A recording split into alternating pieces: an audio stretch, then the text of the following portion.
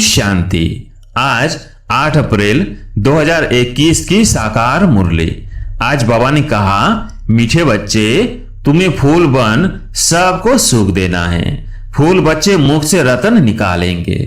प्रश्न, फूल बनने वाले बच्चों प्रति भगवान की कौन सी ऐसी शिक्षा है जिससे वो सदा खुशबूदार बना रहे? उत्तर, हे मेरे फूल बच्चे, तुम अपने अंदर देखो कि मेरे अंदर कोई आसुरी अवगुण रूपी कांटा तो नहीं है। अगर अंदर कोई कांटा हो तो जैसे दूसरे के अवगुण से नफरत आती है, वैसे अपने आसुरी अवगुण से नफरत करो तो कांटा निकल जाएगा। अपने को देखते रहो। मनसा वाचा कर्मणा ऐसा कोई विकर्म तो नहीं होता है जिसका दंड भोगना पड़े।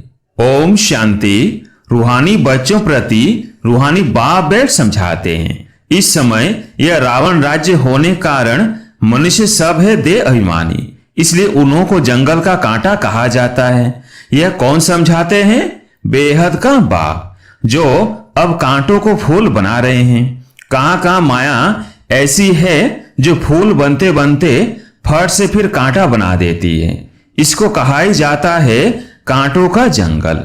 इसमें अनेक प्रकार के जानवर मिसल मनुष्य रहते हैं। है मनुष्य, परंतु एक दो में जानवरों मिसल लड़ते झगड़ते रहते हैं। घर घर में झगड़ा लगा हुआ है। विषय सागर में ही सब पड़े हैं। यह सारी दुनिया बड़ा भारी विष का सागर है जिसमें मनुष्य गोते खा रहे हैं। इसको ही पतित भ्रष्टाचारी दुनिया कहा जाता है। अभी तुम कांटों से फूल बन रहे हो। बाप को बागवान भी कहा जाता है। बाप बैठ समझाते हैं गीता में है ज्ञान की बातें, और फिर मनुष्यों की चलन कैसी है वो भागवत में वर्णन है। क्या क्या बातें लिख दी हैं। सतयुग में ऐसे थोड़ी कहेंगे। सतयुग तो है ही फूलों का बगीचा। अभी तुम फूल बन रहे हो। फूल बनकर फिर कांटे बन जाते हैं। आज बड़ा अच्छा चलते, फिर माया के तूफान आ जाते हैं। बैठे बैठे माया क्या हाल कर देती है। बाप कहते रहते हैं हम तुमको विश्व का मालिक बनाते हैं। भारतवासियों को कहते हैं तुम विश्व के मालिक थे। कल की बात है, लक्ष्मी नारायण का राज्य था। हीरे जवाहरातों के महल थे। उनको कहते ही है गार्डन ऑफ अल्लाह। जंगल यहाँ है, फिर बगीचा भी यहाँ होगा ना। भारत स्वर्ग था, उसमें फूल ही फूल थे। बाप ही फूलों का बगीचा बनाते हैं। फूल बनते बनते फिर संगदोष में आकर खराब हो जाते हैं। बस बाबा, हम तो शादी करते हैं, माया का भबका देखते हैं ना। यहाँ तो है बिल्कुल शांति। यह दुनिया सारी है जंगल।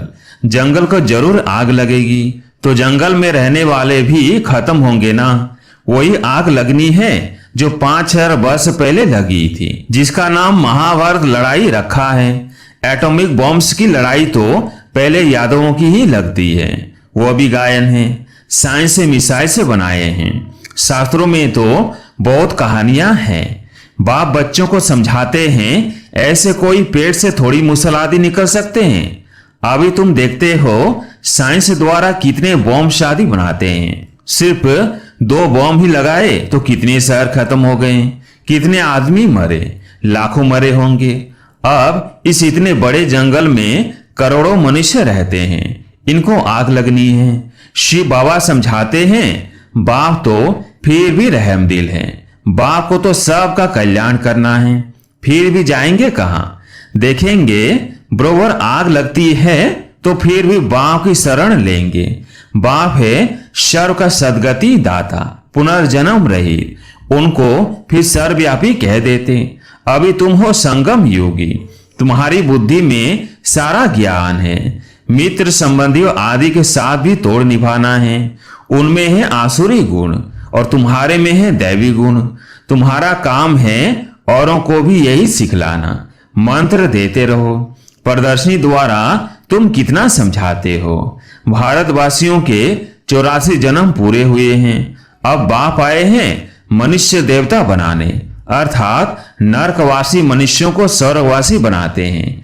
देवता स्वर्ग में रहते हैं। अभी अपने को आसुरी गुणों से नफरत आती है। अपने को देखा जाता है हम दैवी गुणों वाले बने हैं। हमारे में कोई अवगुण तो नहीं है। मनसा वाचा कर्मणा, हमने कोई ऐसा कर्म तो नहीं किया जो आसुरी काम हो। हम कांटों को फूल बनाने का धंधा करते हैं वह नहीं। बाबा है बागवान और तुम ब्रह्म कुमार कुमारियां हो माली। किस्म किस्म के माली भी होते हैं। कोई तो अनाड़ी हैं जो किसको आप समान नहीं बना सकते। प्रदर्शनी में बागवान तो नहीं जाएंगे, माली जाएंगे। यह माली भी शिव बाबा के साथ है, इसलिए यह भी नहीं जा सकता। तुम माली जाते हो सर्विस करने के लिए, अच्छे अच्छे मालियों को ही बुलाते हैं। बाबा भी कहते हैं अनाड़ियों को न बुलाओ। बाबा नाम नहीं बतलाते हैं। थर्ड क्लास माली भी है ना। भगवान प्यार उनको करेंगे जो अच्छे अच्छे फूल बनाकर दिखाएंगे, उस पर भगवान खुश भी होगा। मुख से सदैव रतन ही निकालते रहते हैं। कोई रतन के बदले पत्थर निकालेंगे तो बाबा क्या कहेंगे। शिव पर आग के फूल भी चढ़ाते हैं ना, तो कोई ऐसे भी चढ़ते हैं ना। चलन तो देखो कैसी है। कांटे भी चढ़ते हैं, चढ़कर फिर जंगल में चले जाते हैं। शतो प्रधान बनने बदले और ही तमो प्रधान बनते जाते हैं। उनकी फिर क्या गति होती है। बाप कहते हैं मैं एक तो निष्कामी हूं और दूसरा पर उपकारी हूं। पर उपकार करता हूं भारतवासियों पर जो हमारी गलानी करते हैं। बाप कहते हैं मैं इस समय ही आकर स्वर्ग की स्थापना करता हूं। किसको कहो स्वर्ग चलो, तो कहते स्वर्ग में तो हम यहाँ है ना। अरे स्वर्ग होता है सतयुग में, कलयुग में फिर स्वर्ग कहां से आया। कलयुग को कहा ही जाता है नरक। पुरानी तमो प्रधान दुनिया है। मनुष्यों को पता ही नहीं है कि स्वर्ग कहाँ होता है। स्वर्ग आसमान में समझते हैं। देलवाड़ा मंदिर में भी स्वर्ग ऊपर में दिखाया है, नीचे तपस्या कर रहे हैं। तो मनुष्य भी इसलिए कह देते फलाना स्वर्ग पधारा। स्वर्ग कहाँ है सबके लिए कह देते स्वर्गवासी हुआ। यह है ही विषय सागर। क्षीर सागर विष्णुपुरी को कहा जाता है। उन्होंने फिर पूजा के लिए एक बड़ा तालाब बनाया है, उसमें विष्णु को बिठाया है। अभी तुम बच्चे स्वर्ग में जाने की तैयारी कर रहे हो, जहां दूध की नदियां होंगी। अभी तुम बच्चे फूल बनते जाओ। ऐसी कोई चलन कभी नहीं चलनी है जो कोई कहे यह तो कांटा है। हमेशा फूल बनने के लिए पुरुषार्थ करते रहो। माया कांटा बना देती है, इसलिए अपनी बहुत बहुत संभाल करनी है। बाप कहते हैं गृहस्थ व्यवहार में रहते कमल फूल समान पवित्र बनना है। भगवान बाबा कांटों से फूल बनाने आए हैं। देखना है हम फूल बने हैं। फूलों को ही सर्विस के लिए जहां तहां बुलाते हैं। बाबा गुलाब का फूल भेजो, दिखाई तो पड़ता है ना कौन कौन सा फूल है। बाप कहते हैं मैं आता ही हूं तुमको राजयोग सिखलाने। यह है ही सत्य नारायण की कथा। सत्य प्रजा की नहीं है। राजा रानी बनेंगे तो प्रजा भी अंडरस्टूड बनेंगी। अभी तुम समझते हो राजा रानी तथा प्रजा कैसे नंबर वार बनती है। गरीब जिनके पास 2-5 रुपया भी नहीं बचता है वो क्या देंगे। उनको भी उतना मिलता है जितना 1000 देने वाले को मिलता है।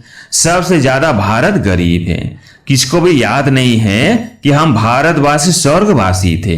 देवताओं की महिमा भी गाते हैं परंतु समझ नहीं सकते। जैसे मेढक ट्रां ट्रां करते हैं, बुलबुल आवाज कितना मीठा करती है, अर्थ कुछ नहीं। आजकल गीता सुनाने वाले कितने हैं, माताएं भी निकली हैं। गीता से कौन सा धर्म स्थापन हुआ यह कुछ भी नहीं जानते हैं। थोड़ी रिद्धि सिद्धि कोई ने दिखाई तो बस समझेंगे यह भगवान है। गाते हैं पतित पावन, तो पतित है ना। बाप कहते हैं विकार में जाना यह नंबर 1 पतित पना है। ये सारी दुनिया पतित है। सब पुकारते हैं हे पतित पावन आओ। अब उनको आना है, वह गंगा स्नान करने से पावन बनना है। बाप को मनुष्य देवता बनाने के लिए कितनी मेहनत करनी पड़ती है। बाप कहते हैं मुझे याद करो तो तुम कांटे से फूल बन जाएंगे। मुख से कभी पत्थर नहीं निकालो, फूल बनो। यह भी पढ़ाई है ना। चलते चलते ग्रहचारी बैठ जाती है तो फेल हो जाते हैं। होपफुल से होपलेस हो जाते हैं। फिर कहते हैं हम बाबा के पास जाएं। इंद्र की सभा में गंदे थोड़ी आ सकते हैं। यह इंद्र सभा है ना। ब्राह्मणी जो ले आती है उस पर भी बड़ी जवाबदारी है। बेकार में गया तो ब्राह्मणी पर भी बोझ पड़ेगा, इसलिए संभाल कर किसको ले आना चाहिए। आगे चल तुम देखेंगे साधु संत आदि सब क्यू में खड़े हो जाएंगे। भीष्म पितामह आदि का नाम तो है ना।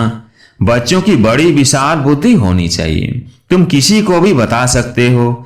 भारत गार्डन ऑफ फ्लावर था, देवी देवताएं रहते थे, अभी तो कांटे बन गए हैं। तुम्हारे में 5 विकार है ना।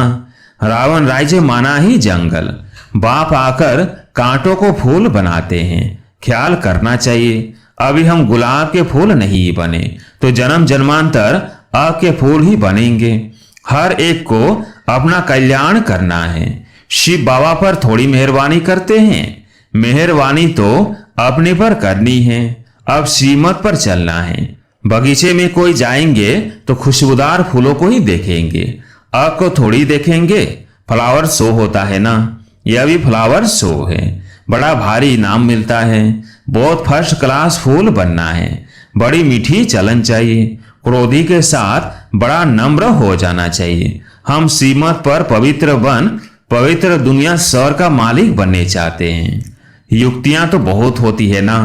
माताओं में क्रिया चरित्र बहुत होते हैं। चतुराई से पवित्रता में रहने के लिए पुरुषार्थ करना है। तुम कह सकती हो कि भगवानुवाच का महाशत्रु है। पवित्र बनो तो सतो प्रधान बन जाएंगे। तो क्या हम भगवान की नहीं माने। युक्ति से अपने को बचाना चाहिए। विश्व का मालिक बनने के लिए थोड़ा सहन किया तो क्या हुआ। अपने लिए तुम करते हो ना, वो राजाई के लिए लड़ते हैं। तुम अपने लिए सब कुछ करते हो। पुरुषार्थ करना चाहिए। बाबा को भूल जाने से ही गिरते हैं, फिर शर्म आती है। देवता कैसे बनेंगे। अच्छा, मीठे मीठे सिकिलदेव बच्चों प्रति माता पिता बाप दादा का याद प्यार और गुड मॉर्निंग। रूहानी बाप की रूहानी बच्चों को नमस्ते। हम रूहानी बच्चों की रूहानी बाप दादा को याद प्यार गुड मॉर्निंग नमस्ते नमस्ते। धारणा के लिए मुख्य सार। पहला पॉइंट, माया की गराचारी से बचने के लिए मुख से सदैव ज्ञान रत्न निकालने हैं। संग दोष से अपनी संभाल रखनी है। दूसरा पॉइंट, खुशबूदार फूल बनने के लिए अवगुणों को निकालते जाना है। सीमत पर बहुत बहुत नम्र बनना है। काम महाशत्रु से कभी भी हार नहीं खानी है। युक्ति से स्वयं को बचाना है। आज प्यारे मीठे बाबा का वरदान, सदा पावरफुल वृत्ति द्वारा बेहद की सेवा में तत्पर रहने वाले हद की बातों से मुक्त भव। सदा पावरफुल वृत्ति द्वारा बेहद की सेवा में तत्पर रहने वाले हद की बातों से मुक्त भव।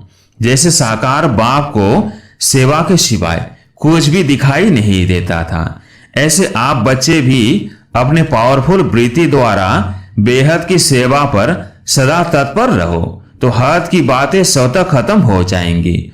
हद की बातों में समय देना यह भी गुड़ियों का खेल है, जिसमें समय और एनर्जी वेस्ट जाती है। इसलिए छोटी छोटी बातों में समय व जमा की हुई शक्तियां व्यर्थ नहीं गवाओ। स्लोगन, सेवा में सफलता प्राप्त करनी है तो बोल और चाल चलन प्रभावशाली हो। सेवा में सफलता प्राप्त करनी है तो बोल और चाल चलन प्रभावशाली हो।